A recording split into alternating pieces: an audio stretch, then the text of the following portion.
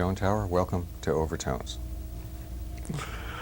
We're very pleased to have you here today because there are so many things to talk to you about. You have been touted as a new talent in the orchestral field, but everyone that knows your name knows that you were once one of the da capo players, and the field of chamber music has really felt your stamp. What's the difference between being a composer for chamber music and a composer for a big orchestra, let's say like the St. Louis? Well, when you're writing for chamber music or dealing with a chamber group the way I was, it's a much more intimate kind of personalized setting, because you can talk to the players, you can call them up at 3 a.m. and ask them how an A-flat sounds on the piccolo or something, or you can spend more time with the piece with them, because in chamber music there's a lot more time with a piece of music. In an orchestral scene, time is money, and you're paying for 100 odd musicians per hour. So that is a very big difference between the two. You don't have a lot of time. So the luxury of rehearsal and really getting to know a piece is something Right. that's really good. How about the actual notes themselves that you write? With the da capo players, you knew everybody so well over a period of 15 years, 15 wasn't years, it? yes. That you can almost, after a few years, are you writing for their personalities after a while, not just the instruments? Yeah, because you get to know certain things that they can do. Like I wrote a piece for Laura Flax, who is the clarinetist of that group, and she's a wonderful player that has very special talents. So I wrote a piece sort of tailor-made for her called Wings. But the piece also has its own identity and its own, a piece takes off after a while and it has its own landscape. But there are certain things in that piece that are very much tailor-made for her playing. Do those sorts of pieces travel well to other performers? Yes. Do they have to learn her personality in order to, or they're learning your personality? Well, I one imagine, thing, I kept going up higher and higher with the clarinet piece and softer, and she has a very special ability to do that. Well, a lot of other clarinetists have played this piece, and since then, and most of them have trouble going up and up and up and getting softer and softer. Usually you get louder as you go up. Right. So it was interesting to find that out, painfully. Well, I guess you have to make very sure that those performers are going to follow your directions. I mean, dynamics become very important when you're actually writing the score. You have to insist. Normally, the printed page says, "Player, this is what I'd like you to do." Well, that's a complicated issue because most players are dealing with dead composers in the classical music world. So they don't have composers to talk to, and the page has become like a Bible, especially to symphonic players. And the question of whether it's a dot or a dash, or whether it's piano or mezzo piano, is a very complicated issue. It used to be just a very personal issue between the conductor and the performer, or occasionally between the critics, if the critics take enough time with the score. But for example, when you're with the St. Louis, all they have to do is ask me. you, because That's you're right there right. in the first row. And they resent that sometimes because I am there to say, no, it's not mezzo piano, it's mezzo forte. So I am telling them to go against the page, and I am the authority who can say that, go against the page. But they tend to forget that the page is very relative. It's a very subjective situation, the page. The page is not the music. The music changes contexts as it comes alive, and dynamics are the hardest thing for composers, and it's all relative. Depends on how loud it was before and how loud it's going to be after, etc. Do you find yourself changing your mind in rehearsal? Oh, yes. That must really drive them crazy. Except you don't have time. You don't have a lot of time in an orchestral situation to make big changes. Because usually it's two rehearsals and a performance, something Right, like that. but I was very lucky with my last piece, Silver Ladders, which I wrote for St. Louis under the residency program. And it was performed by the Chicago Symphony about 2 months later, 2.5 months later, I had 2.5 months to make the changes that I needed to make. I made the changes, heard the Chicago Symphony do it, and then it went back to St. Louis 2.5 months later for a tour, an East Coast tour, and I had more changes. So within a period of 6 months, I had an ideal situation where I could actually make the changes through 3 sets of performances. That's wonderful, and try it on with a completely different orchestra, now, too. yes. So that's very ideal. And that piece is going to be recorded soon. It's going to be recorded next September '88. Congratulations, by the way. It's a beautiful piece. Oh, thank you. You heard it? Oh, very thank powerful, you. very strong. Thank you. That was really written for the St. Louis Symphony. Was that part of your contract as a composer in residence? Yeah, but it has 4 solos in it that were written for 4 players in the St. Louis Symphony who I think are outstanding players. The first clarinet player, George Silfies, the first oboist, who's an absolutely outstanding musician, Peter Bowman, one of the percussionists, John Kasica, who has a marimba solo, who I think is one of the outstanding keyboard players in the country, percussion keyboard players, and Susan Slaughter, who's the first trumpet player, who's another very fine musician. So those 4 solos were written for those 4 people, and then the rest of the piece is very much concerned with the rest of the orchestra too. There are quartets, there's a horn quartet, there's a string quartet, there are other solos, there's a big timpani part for our timpanist there. Oh, I knew I was going to go blank. I can't, oh. The timpanist. He's absolutely, he just blanked out. Anyway, I wrote a big timpani part for him, which involves a lot of pedal changes. When you say silver ladders, it's like your piece Sequoia. There's an image that immediately comes to mind. Did you have the image before you wrote the piece? Well, I go from piece to piece with certain trademarks that I seem to develop from piece to piece. One of my trademarks is a theme that goes up. All through my pieces since 1972, there is some kind of strong fragment that goes up. So I decided to put this fragment out front and build a whole piece around it. So the whole piece is about going up. And the first section is about stepwise motion. That's why the word ladders. So the whole first section is built on upward scales, different kinds of upward scales. And in between that are these solos, which are very fluid and the total opposite of the scales. Very arpeggiated, very fluid, very silver-like, very molten, to give a perspective to the scales. To get something as step a contrast. out, step away from the scales. And the second section? The second section is about an oboe solo. Actually, it's all around an oboe solo, and it's very fluid and very. The scales are there, but they're very background, very slow and very molten, light, heavy, like clouds. A lot of reverberation. And then it ends with this marimba solo, which is something quite different from that. Yeah. Then the last movement is built on upward motion again, but this time it's skipped motion rather than scaled motion. When you say upward motion, are you referring to a motif that then sequences upwards, or the gesture of the melodic line, or the harmony is up, or everything is up? The gesture, the action, which is like a ladder going up. But it takes on all kinds of different rhythms. Sometimes it's fast and close. Sometimes it's slow and big. Sometimes it's big texture moving. Sometimes there are 3 of them going simultaneously, where you have like huge, big, low bass motion, and then a middle, slower motion, and then a much faster top motion, a la Baroque type of textured layering.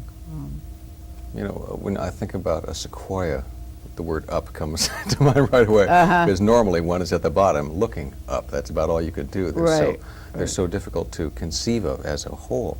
What is the connection now between the sequoia, the tree, the entity, and the piece of music?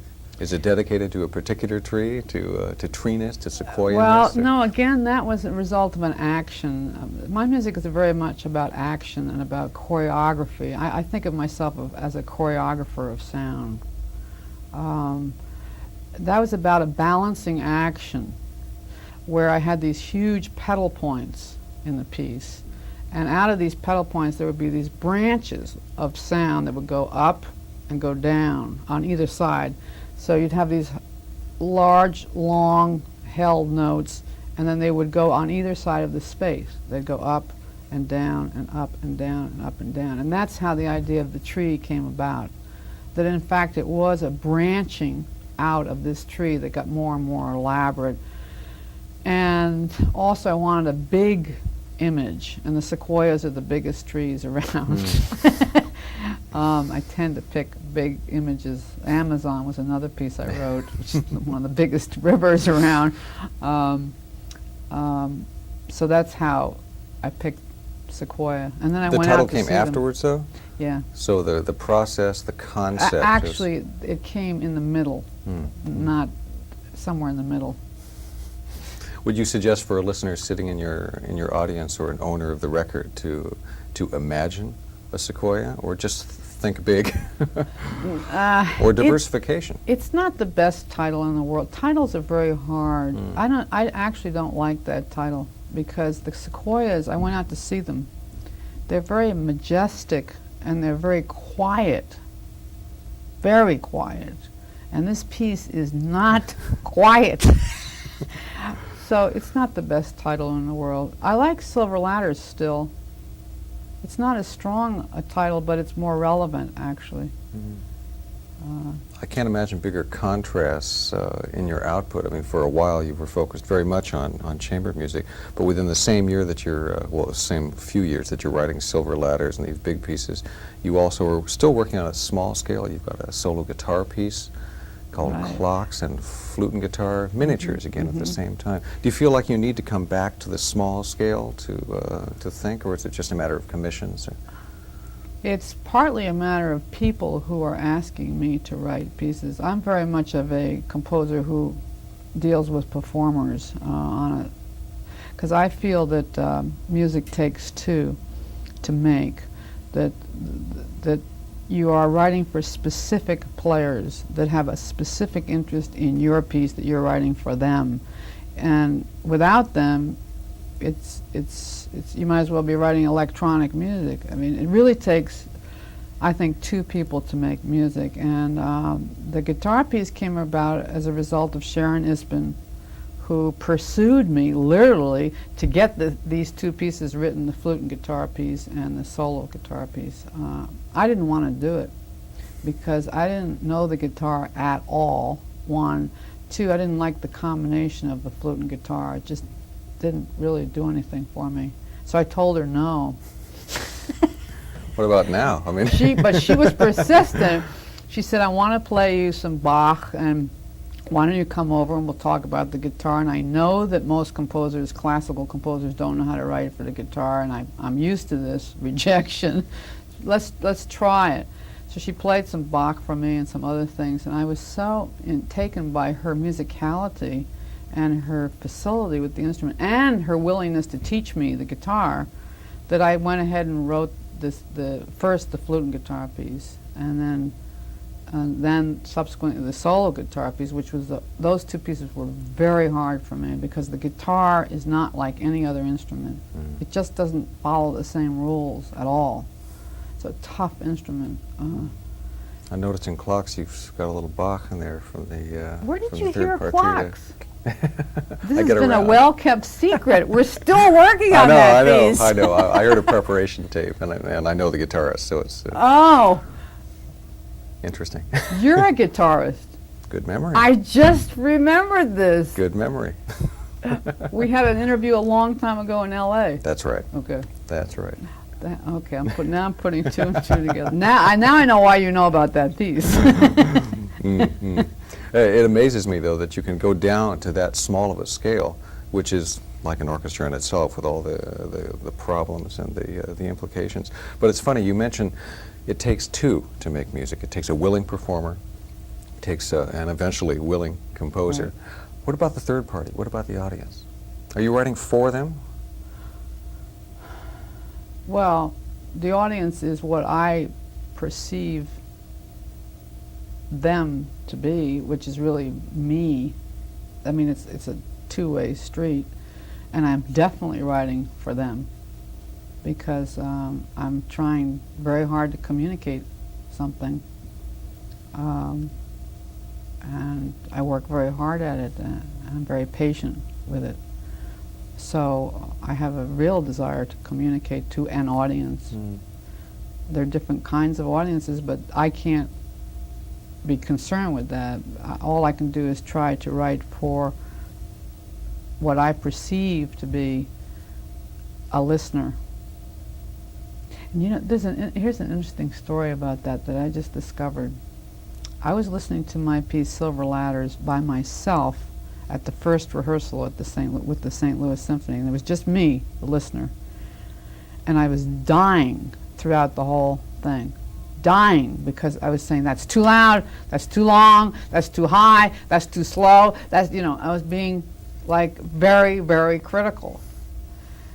Then they had an open rehearsal about 2 days later where 20 people came just to sit in. It was just a very informal open rehearsal. And I was by this time I was ready to jump off the Brooklyn Bridge.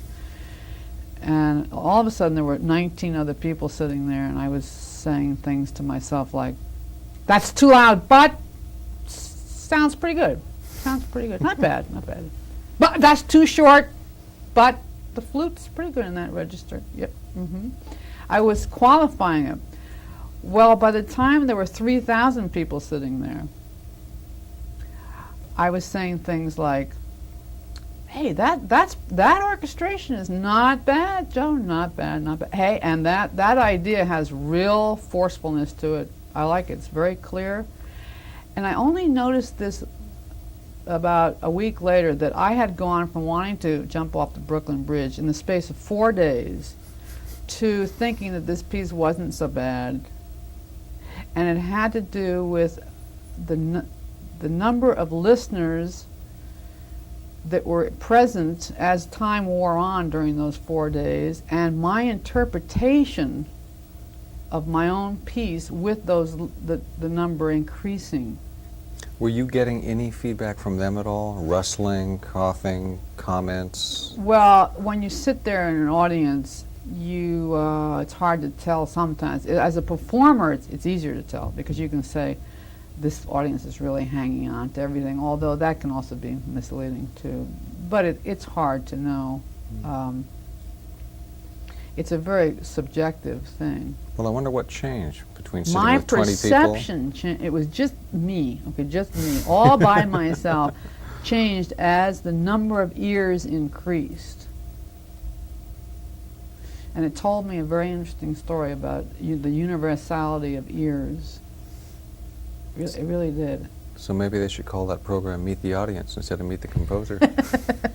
I think it's a very healthy thing that I went through, because by myself I am my worst critic, let's put it that way. But you add a few people and I get a little easier and a little easier, and the perception gets better. It's a healthy scenario, I think, for me. Will you write your next piece differently because of that experience, do you think? No, won't change anything. I'm back to ground zero again, and I'm starting all over again with a new piece. The pain and the sweat and it won't change. The amount of attention I get doesn't change that internal process at all. All it does is tell me something therapeutic that's helpful.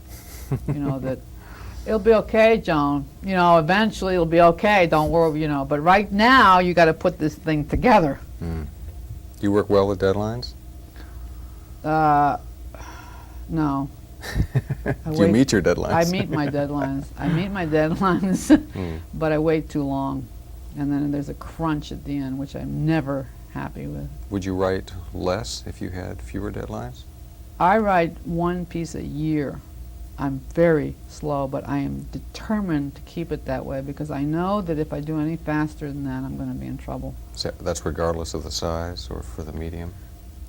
Regardless of the size, the medium.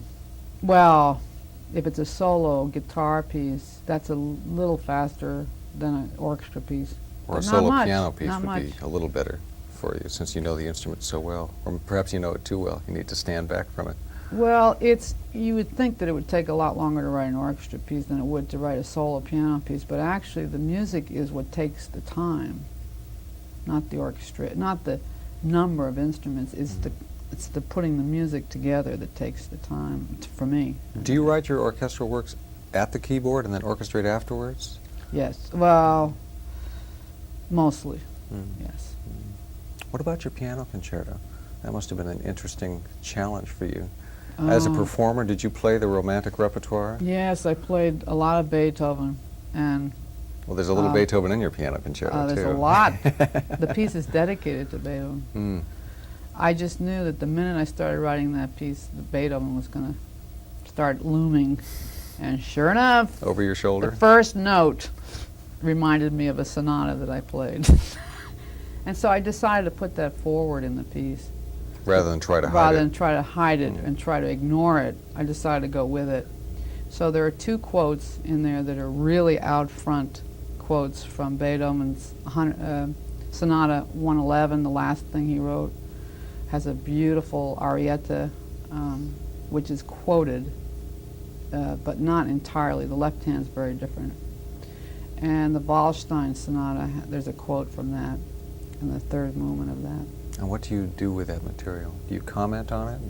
Or do you take it and speak about it in your own voice? It's this piece is still a little new to me, so I'm not entirely objective about it. But the way it appears to me now is that those quotes come out of a dream. They're in the cadenzas, and they're framed by material that belongs in the concerto, and they just come out like a dream, almost like they step almost outside of the concerto and go back in time and then go back in again. That's the way I view it now. I'm not so sure how real that is. I suppose the cadenza is traditionally, in the old days at least, a place where the personality of the performer can really come out. Their invention, their past, their present. And it's interesting how the quotes come right out of the cadenzas, not inside the piece. So you don't comment on that material at any Well, there are reverberations, yes. There are echoes. But the material is more isolated. It's almost its own entity. Do you prefer to play that piece, Rachmaninoff with his own concerti, or do you prefer having somebody else because you're such a fine pianist yourself? Oh, well, thank you. I gave up the piano professionally because I can't devote the time to it anymore.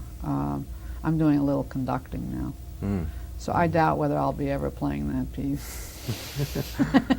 You're right. There's another piano, the concerto I have, which is a mini piano concerto, Black Topaz, for piano and 6 instruments.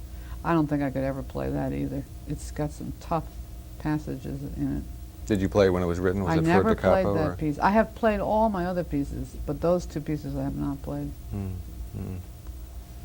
I remember hearing that there came a point, was it just after the 15th year anniversary, where you said, enough, time to compose? That's right.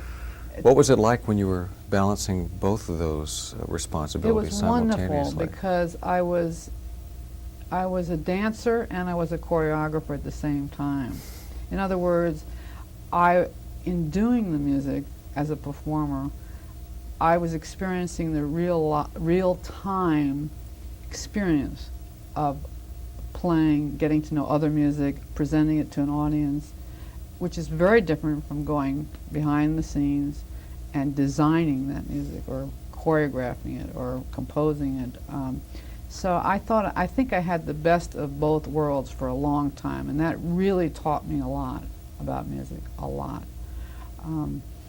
But I had to finally give up the performing side because my energies were getting too dispersed, and my group, da capo, was getting too good, and I was becoming a drag on them because I couldn't keep up with them technically. Well, as a conductor now, are you, it's a very different approach, isn't it? You can still create, play, mold, but it's a different kind of practice, isn't it? Well, right now I'm at the beginning stages, just trying to keep the beat in the right place and the cueing in the right place. I've conducted several symphony players in Dallas. Black Topaz I've conducted in Dallas and St. Louis and in New York with very good players. And I was so nervous. And they all told me I did a terrific job, and then I should really, think about this, pursuing this, because I seem to have a natural ability to conduct. I mean, it's a physical thing, and because I'm a performer, I can think like performers, but I'm not anywhere near the stage where I'm beyond I'm not at any developed stage with it, and I don't want to make a full-time thing out of it. I really don't. Will you conduct out of necessity, do you think? I'm trying to keep my hand in doing music because I don't want to get too, in the back scene. So I'm playing once in a while, the piano once in a while, and I conduct once in a while.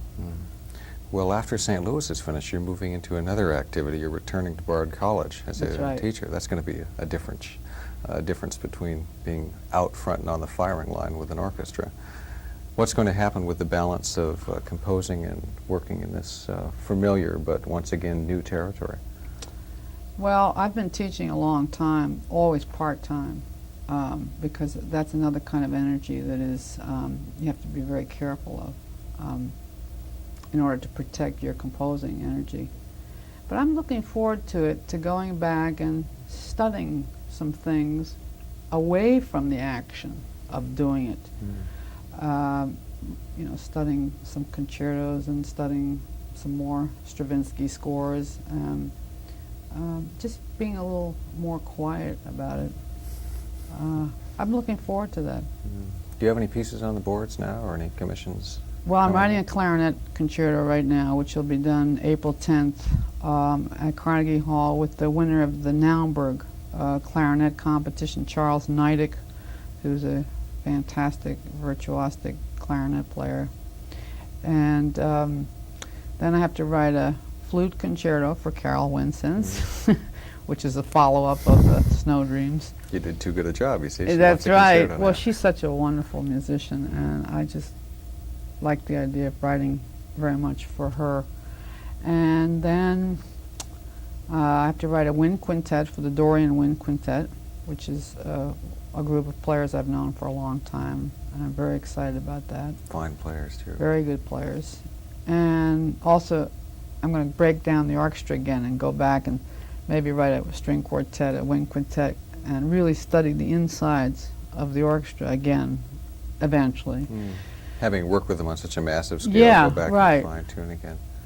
And then I have to write a, Elmar Oliveira asked me for a violin concerto, and the Utah Symphony asked me for, I have to write another piece for Leonard for his 20th anniversary, I think, with St. Louis. So there are a few pieces down the line there. Good luck. Yeah. That's Well, a I'm lot lucky. Of, a I'm lot really of music. lucky to have all these wonderful players. It's a very exciting world for me. Very exciting. And you're making very exciting music in it. Well, thanks. Thanks for coming down Thank tonight. you.